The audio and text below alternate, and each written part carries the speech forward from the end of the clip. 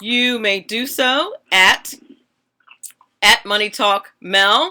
If you would like to like my Facebook page, you may do so at MoneyTalk with Melanie is my Facebook handle. If you would like to email me, give me show ideas, talk to me about the 5 minutes of personal finance. I forgot to tell you about that. I'll tell you about that in a minute. The 5 minutes of personal finance, whatever, give me some ideas about that. Ask a question that you'd like me to answer. You can email me at moneytalkwithmelanie@gmail.com. Finally, if you would like to join our esteemed list of guests such as Dr. Larry or Colonel Rob Manus that we've had on the show, or Senator Ted Harvey, Senator Elbert Guillory we've had on the show, then you may do so by going to the exceptionalconservativeshow.com, clicking on Contact Us, and sending us your information, or you can call us at 202-660-1329, extension 2, and leaving us your information there. Okay, I'm going to take a breath. What's going on in the news? Well, Michael Flynn is back in the news. Remember him? He was President Trump's national security advisor for about 5 seconds.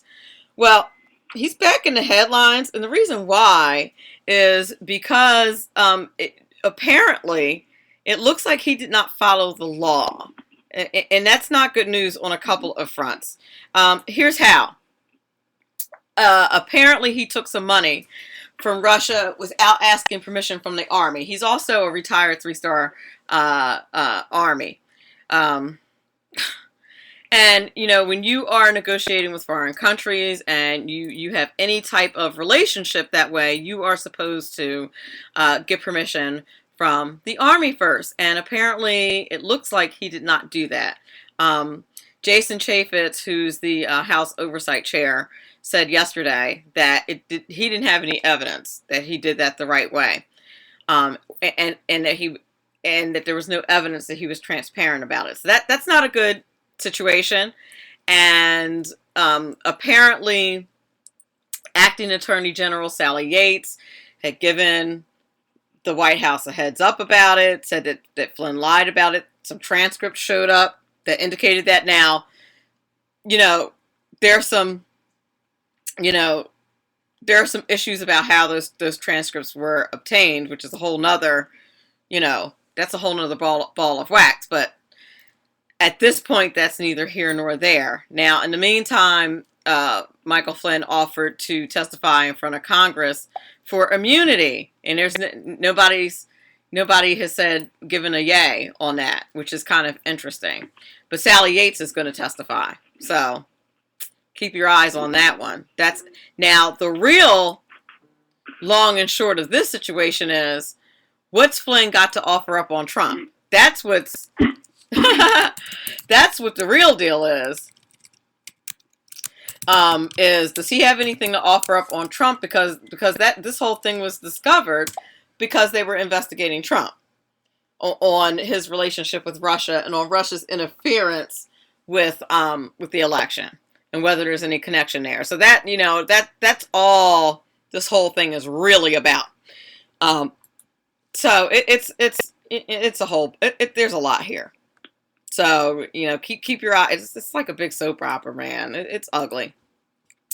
But anywho, speaking of President Trump, he's never in the news. He's just so quiet and laid back and just He signed an executive order the other day, another executive order. We thought President Obama was bad with the executive orders, but saying that we're going to withhold federal money from sanctuary cities. And of course, this is a shock. Clutch your pearls on this one. A judge from the Ninth Circuit blocked it. There's a surprise. In California. So, a whole bunch of them got together and sued, and the Ninth Circuit blocked it, saying that it would create irreparable harm. So, this is what I'm hearing. It's going to create irreparable harm to follow the law. Got it. And here's the thing, and this is what and there's so much to this. Part of what the judge used to make this ruling are some of the things that not only that Donald Trump said, but some of the things that Sean Spicer said. So my understanding of the way judges are supposed to do this is that they're supposed to use the four corners of the document. And they have not been doing that at all, which I find very interesting, which is why all of this is going to end up in the Supreme Court. It's, it's just crazy. So all of it is rather nuts, but that's what happened. So the judge sided with the cities and blocked it. So now it's going to end up in the Supreme Court, point blank. And the law, by the way, the law says, this law that Trump is using says that the federal government has to do something when cities don't follow federal law. Okay? So actually, the federal governments and the presidents who were not doing anything were actually breaking the law. I'm just putting that out there. Just like as an FYI. Okay. Finally, President Trump decided that he's going to impose a tariff on Canada. Because we're not fighting with enough countries. But in his defense, we've been fighting with Canada over this kind of stuff for years. So President Trump said, we're gonna put up to a 24% tariff on Canadian lumber. So if this actually happens, I tend to think this is just the beginning of some serious negotiation. But if this were to happen, just think everything that has Canadian wood in it or would be made with Canadian wood would go up astronomically. The price would go up astronomically. But this has been going on for years and years with Canada.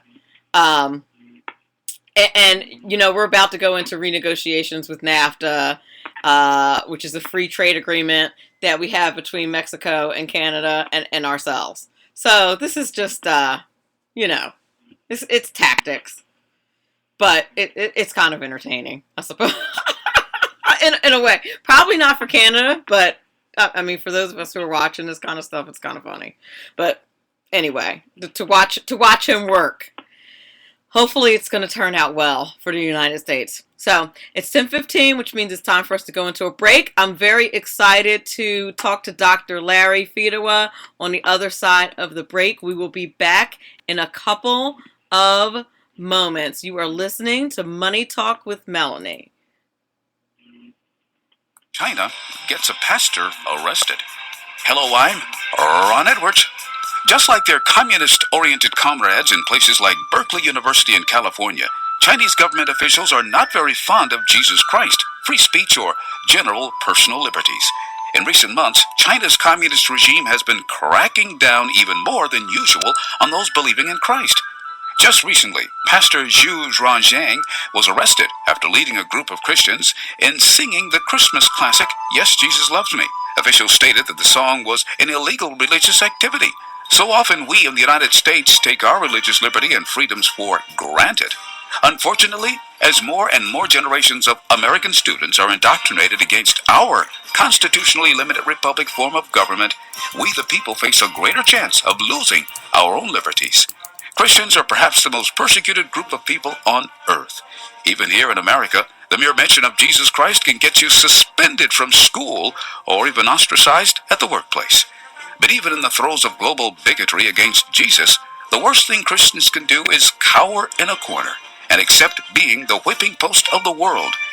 Be not ashamed of Christ, and he shall not be ashamed of you. I'm Ron Edwards. Sponsored by the Tri-County Liberty Coalition.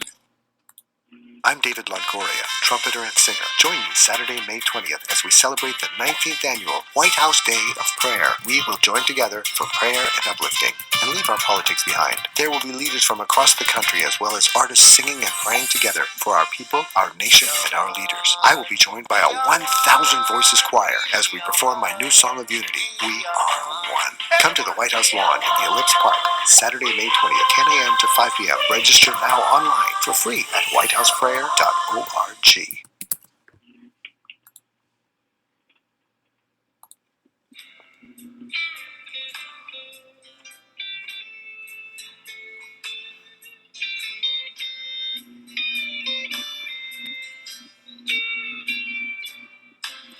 I'm Ken McClinton, chairman of the Exceptional Conservative Network. Never has the cry for economic liberty been more resounding in urban America than on Election Day 2016. It's the economy. All real change begins with the American entrepreneur. Socialism did not work. Progressivism stole the wealth of individuals and families. You voted for something different. Real change. But what does real change look and sound like? It looks like Las Vegas, and it sounds like Freedom Fest 10. Freedom Fest, the world's largest gathering of free minds, is the popular liberty-minded conference at the beautiful Paris Resort in Las Vegas from July 19th to the 22nd. Hear the voices of the urban freedom movement. Deneen Borelli, Larry Elder, Gina Lofton, Helen Rowley, Juan Pablo Andrande, and Ziad Abdel-Noah. Share ideas with powerful liberty movement figures like Steve Forbes, Jim Rogers, Anthony Scaramucci, Jennifer Grossman, Naomi Brockwell, Dinesh D'Souza, John Stossel, Lisa Kennedy, Peter Schiff, and our keynote speaker this year, William Shatner. Your money, your liberty, your freedom, your city. Come for the real and return with the change. Register now at freedomfest.com. That's freedomfest.com for $100 off the regular registration rate when you use the all caps code TECN. God bless you. We'll see you there. Welcome back. You're listening to Money Talk with Melanie. This is your business diva, Melanie Collette, and I am very happy to welcome to the show this morning Dr. Larry Fedewa. Dr. Larry is the author of more than 150 Washington Times online columns and a frequent guest on radio and television. He is known as an early interpreter of the Donald Trump phenomenon, as well as fiscal, racial, and religious trends of the day. He speaks for average people who do not have the time or resources to delve deeply into topics such as political turmoil Americans are facing, our failing schools, and contemporary social trends. He has become a trusted voice for many fans seeking common sense analysis of the events, people, and trends of our times. His website is a running analysis of American life in the 21st century. The twice annual unified agenda I'm going to read you that in a minute. Welcome, Dr. Larry. How are you? I'm just fine, thank you. I am so happy to have you on the show this morning with your credentials. Your credentials are fantastic, and you are the perfect person to talk to about these regulations, as I spoke to you yesterday about and a little bit this morning about. One of the first things I said to you this morning was that I was stunned to find, as I was doing research for the show, was that there is no record of how many government agencies there are. Were you aware of this? That there's no actual record? Well, there's I guess there's no summary. That there is a record in the sense that they have the federal budget from the Office of Management and Budget. Yes. Has to distribute all the money from the tax money from the budget, so they do know. I don't think it's. I can't tell you any place where it's published, however. Yeah. So I think you're right. Yes. Yes. Somebody knows, but not us. Yes. I found on according to the source book of the United States Executive Agencies, it says there's no authoritative list of government agencies. It says, for example, go ahead, I'm sorry. I guess it's time to limit government, huh? I think we might need smaller government. And as a matter of fact, and this is recent. Like, I thought maybe this was like an old report or something like that. No, this is recent. So now there are let's see, there are six different manuals or publications that maintain a list. But do you think that they all have the same number? No, of course not. No. They all have absolutely different numbers and strikingly different. One, the Unified Agenda publication has 60. The Administrative Conference List of the United States lists 115. Excuse me. Oh, I was about to sneeze, but it didn't happen. Okay. The United States Government Manual lists 316. The Federal Register Index, which I thought was the authority, right, lists 257. So that's probably closer than any of the others. Amazing to me. So the Trump agenda, one of the things that Donald Trump said that he wanted to do was to shrink the number of regulations. And now that I'm looking at the number of regulating agencies we have, I think he might want to start there. What do you think? Well, they actually have a special committee now under in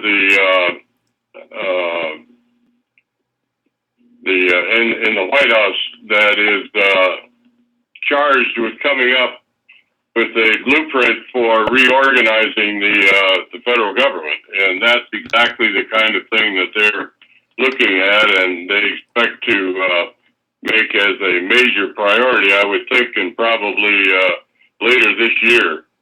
It's as you know, as you've been stating, it's extremely complicated, but there's an awful lot of duplication and overreach, and it's as you imply, it's completely out of control.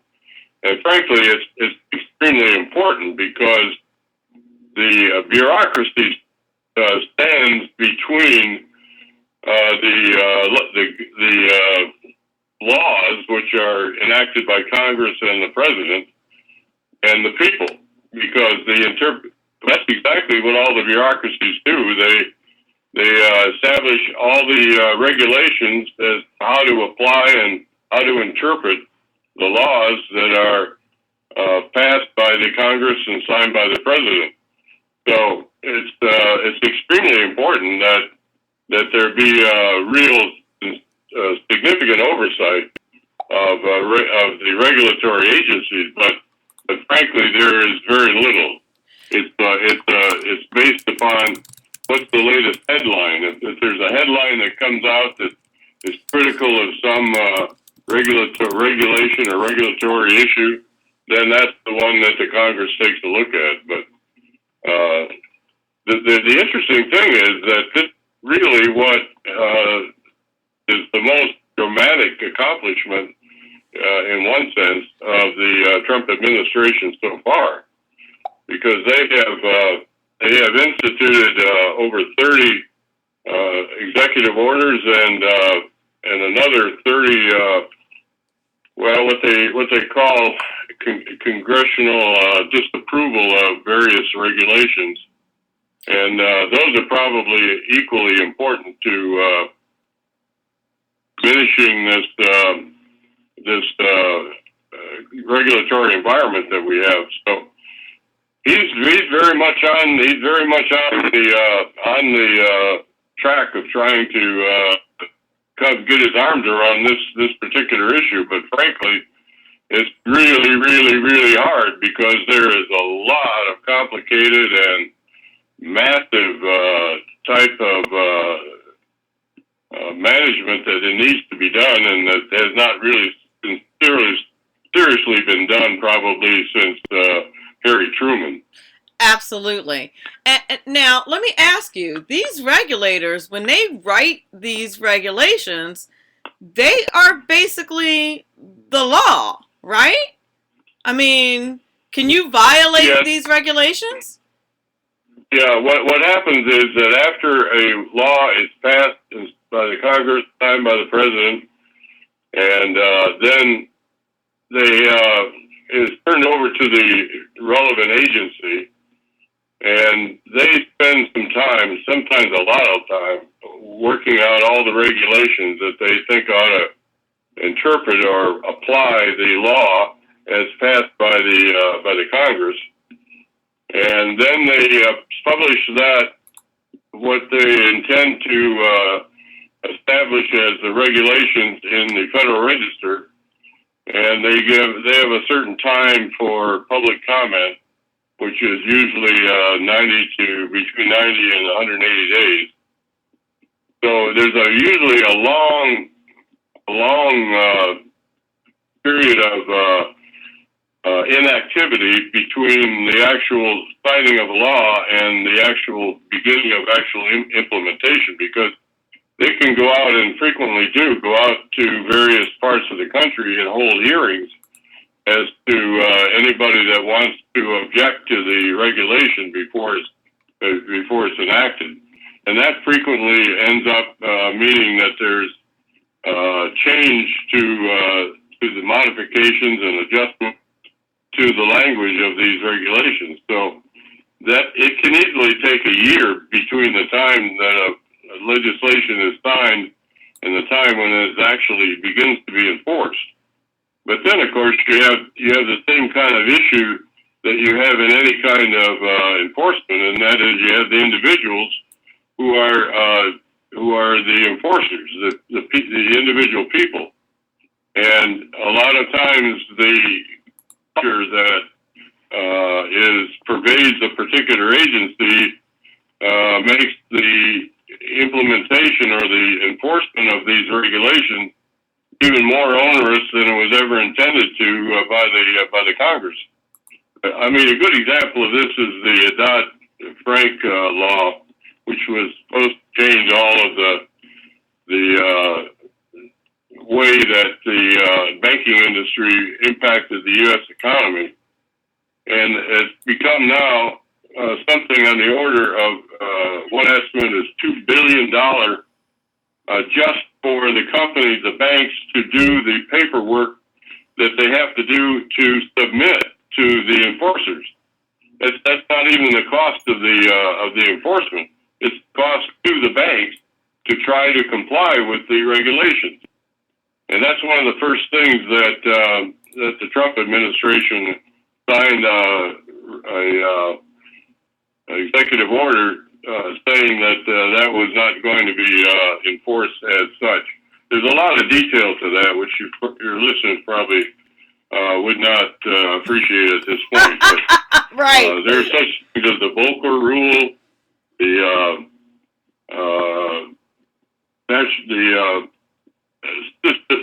systematically important financial institutions, the SIFIs, all of these work.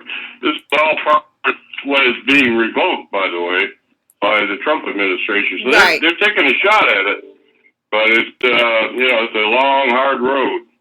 I think it's had implications, though, because you look at the stock market. I mean, all of the profits are up, the stocks are up. There's a tremendous amount of optimism in the financial community now. And there's Definitely. 500,000 jobs have been created in the first 3 months of the Trump administration. So he's taking a shot at it, and it's having some effect. It certainly is. Now, let me ask you another question about these regulators. So these regulators are basically writing laws very similar. I mean, they're writing the details of the laws that are passed, which essentially turn into laws, just like legislators do. But the only thing is, I mean, very similar. In order to get them reversed, in order to get these regulations reversed, you have to sue, basically. I mean, that's... Yeah, you have to ask the court to declare that the regulation does not properly interpret the law. Exactly. So there's a lot of that too, by the way. There's tons of that. So, but the only thing is, these regulators are not legislators that are writing the regulations. They're underneath, and they're not even really underneath legislators. I mean, once the legislation's written and it's given to the regulating agency, the Congress is pretty much done with it. I mean, it doesn't go back to Congress for review, does it? Well, where it goes is it goes to an agency, and the agency is under the executive branch of the government, the president. Okay. But there is congressional. There are a number of committees in the House and the Senate that are called congressional oversight committees, Mm-hmm. and that's what I was referring to earlier. Their job is to provide a oversight to the regulators, but there's such a massive regulations and activities and such a huge. I mean, there's over 2 million employees in the civilian government, and so it's impossible virtually for the congressional oversight committees to do anything more than cherry pick various issues that come up and that require some kind of attention, and that's usually because of what the press comes up with. Absolutely. So, I don't know if you heard the budget secretary say this when they released the budget earlier this year, or the preliminary budget earlier this year, about some of the programs that they were thinking about cutting, and about how programs needed prior approval, and that many programs they were just doing without prior approval, and that they were going to put a stop to that people were just doing it just because they had always done it, and people were basically like, boo, you know. And the Trump administration is like, no, we're going to actually start doing things the way they're supposed to be done. But it's going to be... That task force that he appointed is under the White House. The White House doing a study of all of this whole problem, the whole issue of the bureaucracy. All that, by the way, the regulators are part of the bureaucracy that is essentially, as you say, running the government. So what they're trying to get their arms around it, but frankly, it's a huge job. The good news is that they've already started in a really pretty substantial way to take on a lot of the various, particularly the financial regulations that they don't agree with. But so, it's a Herculean job. But somebody, you got to start somewhere, and they have been much more active in trying to corral the bureaucracy than anybody else has been in the last 100 years or so. And the thing is, and this is the difference between, a person who does business in the private sector, and a person who does business, for lack of a better expression, in the public sector. In the public sector, at least this has been my experience. I don't know if it's been yours. I feel like the public sector has the attitude that this is the way it's always been, so it's impossible to change. Whereas people in the public sector, in the private sector say, no, this has to change because it's costing us money. It's killing our bottom line. So we're going to be strategic about this. We're going to focus methodically, and we're going to change this because we must, or we will not survive. Well, your basic point, I think, is well taken, namely that bureaucracy stands for security and repetition, whereas the public sector has to stand by necessity, because of competition, has to stand for dynamism and change and innovation. That is a very large river to cross between the two.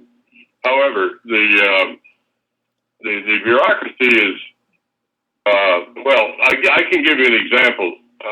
In 1980, I guess it would have been 1988 or 89. I got involved in something called the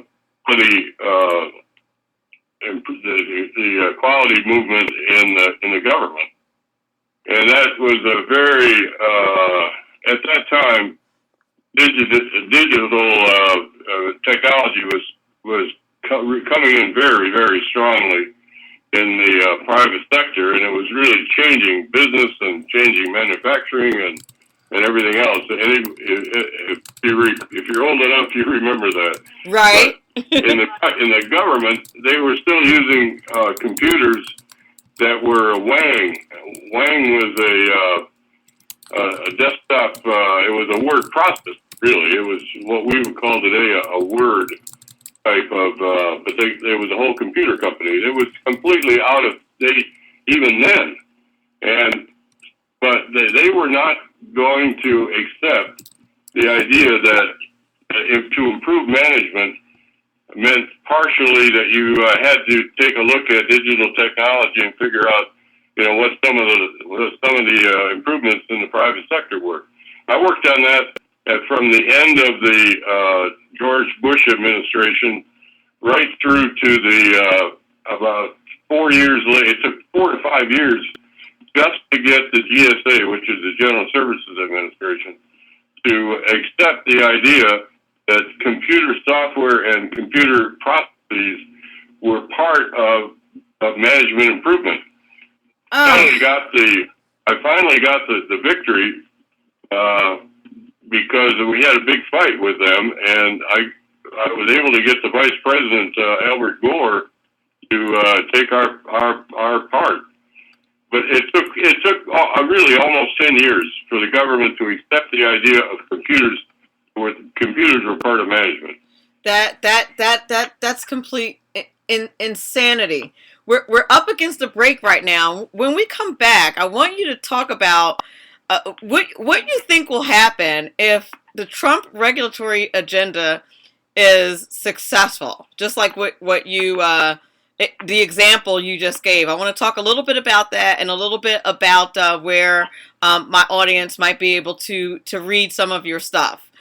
We'll be back in a couple of moments. You're listening to Money Talk with Melanie, and we have Dr. Larry on.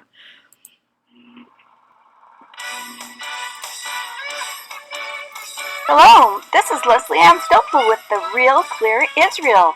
Join me every Sunday morning at 10:05 Eastern Time on the Exceptional Conservative Network, where we'll be discussing Israel with guests from Israel and around the world. That's The Real Clear Israel, 10:05 Sunday on the Exceptional Conservative Network.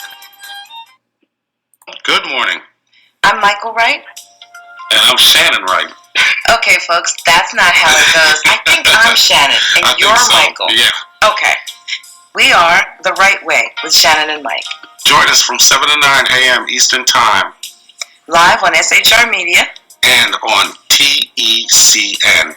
Where we'll be talking about all kinds of things. From sports and politics. To food and entertainment. To money. Family. And anything else in between. Community, holidays, all kinds of things. It'll be great. Join us from 7 to 9 a.m. Eastern Time.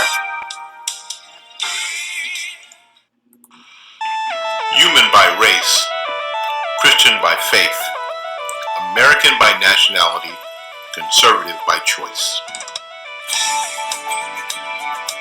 It's Reverend Ralph Chittum's The Right Guy on the Exceptional Conservative Network from 4:05 to 6 p.m. Monday through Friday. The Right Guy on TECN. Hi, my name is Willie Lawson of The Willie Lawson Show here on the Exceptional Conservative Network, Monday through Fridays, 9 a.m. They told me that I needed to be humble, but I couldn't figure out how to do it, so I decided to be awesome instead. That's The Willie Lawson Show, Monday through Friday, 9 a.m. here on the Exceptional Conservative Network.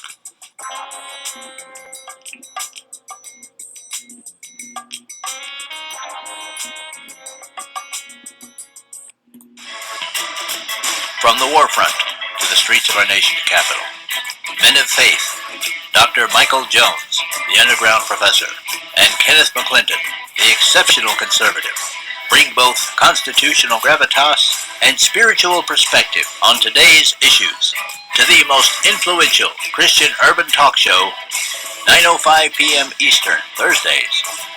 It's a new day on New Day, Black and Red.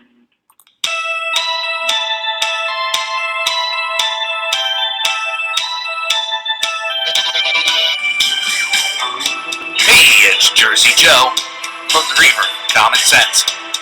You can catch me every Wednesday night, 8 p.m. Eastern Standard Time on shrmedia.com. That's every Wednesday night, 8 p.m. Eastern Standard Time, shrmedia.com.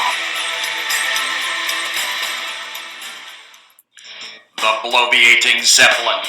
He's big-footed enough radio shows to last a lifetime, courtesy of Sean, Clint, Ken, and Jersey Joe. Now it's time for him to waddle on his own 2 feet via the glorious SHR Media. Gird thy loins for the bloviating Zeppelin's Berserk Bobcat Saloon, coming soon to articles near you. Excelsior.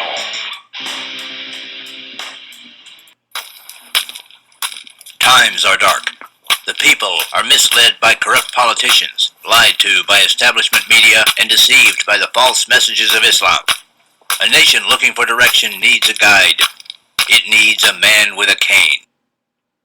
I'm Dave Milner. Join me on Spreaker, SHR Media, Pundit Press, Live Rebooting Liberty, and YouTube for a unique brand of commentary on the unpleasant blind guy. Because the truth is not always pleasant. Okay, we are back. You're listening to Money Talk with Melanie. This is your business diva, Melanie Collette, and we are on with Dr. Larry Fedewa. We are talking about the Trump regulatory agenda and his goal to get rid of so many regulations.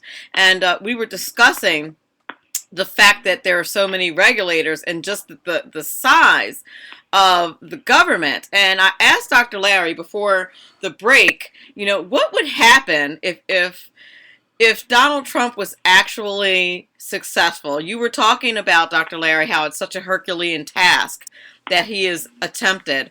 How successful do you think he might be? What are your predictions as far as his success?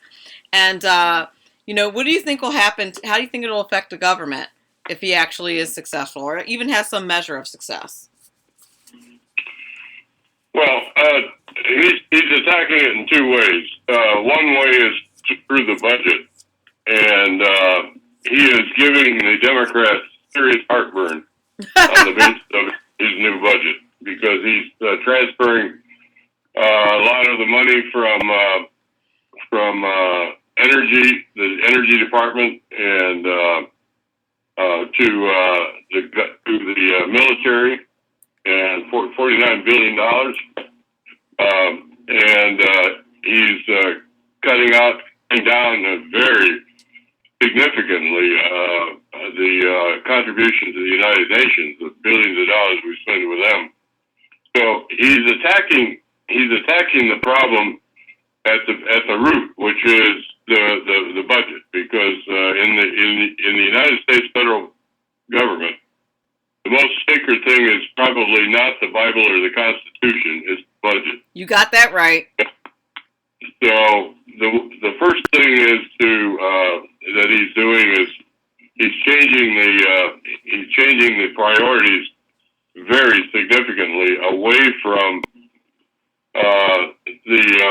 his criterion really for attacking. You have to prioritize the approach to such a massive problem, and his first priority is any regulation and ultimately perhaps laws such as Obamacare, any regulations or laws which interfere with the proper operation of a business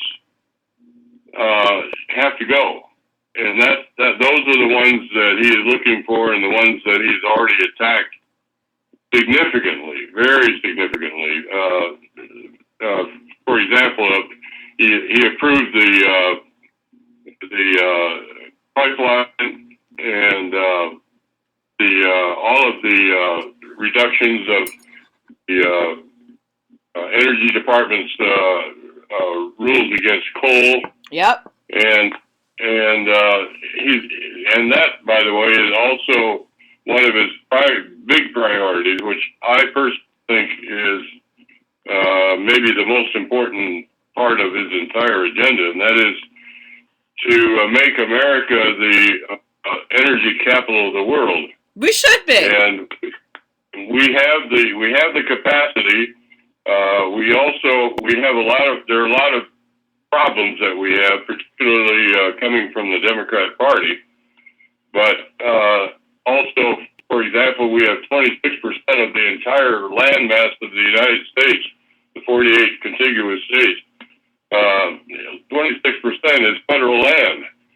So one of the very first things that he can do is to allow fracking on the federal properties. Yes. And that's not just fracking either. It's also lumber, mining, all kinds of natural resources that are actually being held in ice, frozen away from the American industry by the fact that they're in federal land. Yeah. You know, when Teddy Roosevelt started that, he had no intention of tying up 1/4 of the American landmass in federal lands. But so that's one thing, and I personally think that the key to our success, to make the 21st century another American century, is really to become the preeminent supplier of energy to the rest of the world. And if we do that, then all of these other problems that we're looking at are going to go away, I think. I think you're right on that.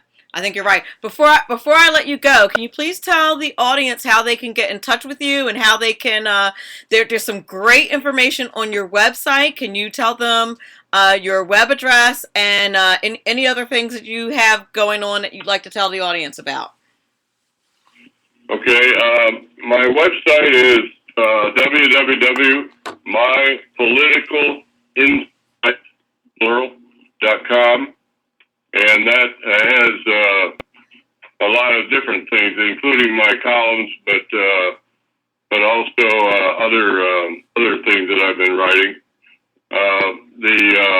We're on Twitter at Lawrence Fedewa at Lawrence Fedewa. Let's see, what else do we do? Well, we got Tumblr. We're not too active on that. But I think the website, the Washington Times. The Washington Times online community section is where my columns are, and those come out about 2 or 3 a month. Excellent. So that.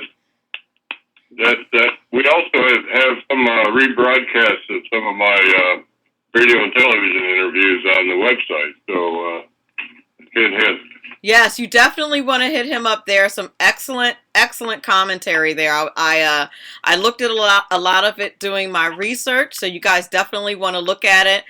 What I said in the bio was absolutely true. Just very simplify some very complex issues. Well, Dr. Larry, we're very happy to have you on the show this morning. We appreciate it so very much, and I hope you'll come back to Money Talk with Melanie. Okay. Okay, thanks so much. You have a great day. Bye-bye. Bye-bye. Call ended. Okay, that was Dr. Larry Fedewa. He was a fantastic guest, very informative about the Trump regulatory agenda. Now it is time for your 5 minutes of financial, your 5-minute financial tip of the day. So, your 5 minutes of why do I keep forgetting the name of my own 5 minutes of personal finance. That's because I've been up since 3:30 this morning and only got about 3 hours of sleep. That's part of the problem. 5 minutes of personal finance. That's the name of the segment. There we go. Your 5 minutes of personal finance today is very simple tip. Adopt a spending mantra. Now, I will tell you, during this transition from public school teacher to radio, I had to adjust my diva-like spending habits. And so I had to develop a spending mantra of my own. And my spending mantra was, this really does work, I have to tell you. And here's what, first of all, let me tell you what a spending mantra is. It is basically a phrase that you pick out that acts like a little rule that you use for how you spend. So, for example, let's say you're saving for a trip. Okay, you're saving to go to the Bahamas. So you'll say to yourself, is this fill in whatever purchase you're going to make better than my trip to Bahamas next year? Something like that. Or, I only charge, if you're trying to cut down on, using your credit cards. I only charge items that are $30 or more. Something like that. Now, my spending mantra has been, you don't need another stitch, which I don't, of clothes, because that's kind of my weakness are clothes.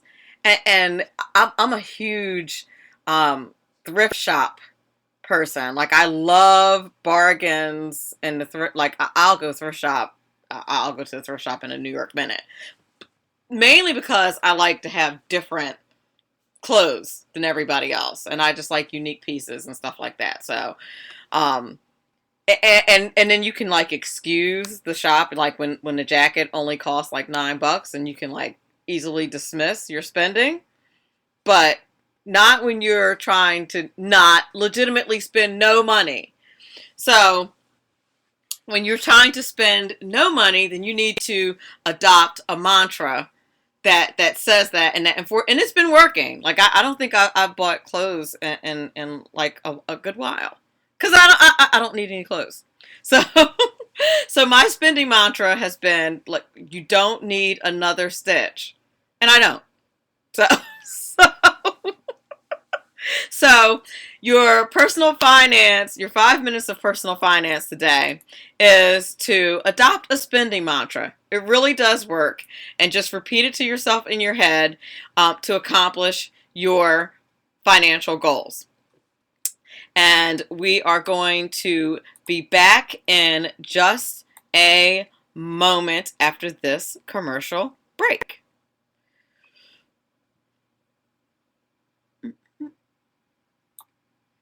Cicada Ranch is involved in helping youth through the snags along the pathway to adulthood. The last 8 years have created greater challenges. Having a president to parade perversion to our youth has generated the need for us to ramp up our character learning 100-fold.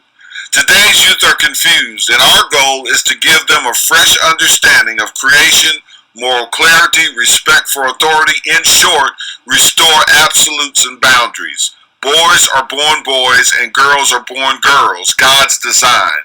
Right is right even when no one else is doing it. The Exceptional Conservative Network is underway to raise $10,000 to help advance this mission.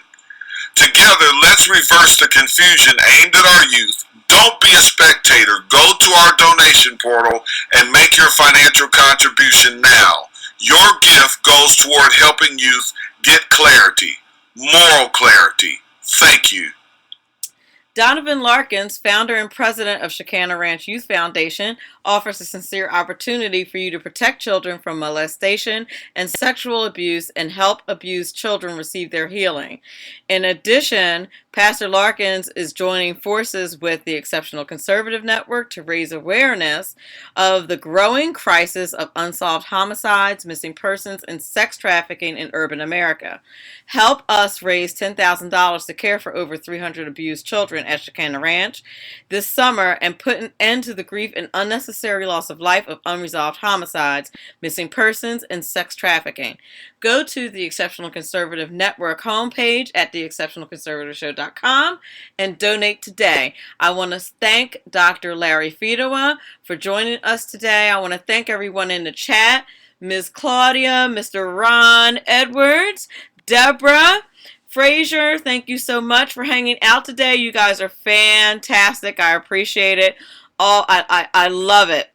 Have a fantastic Wednesday. I think I'm going to take a nap. Remember, this is very important because it's your money.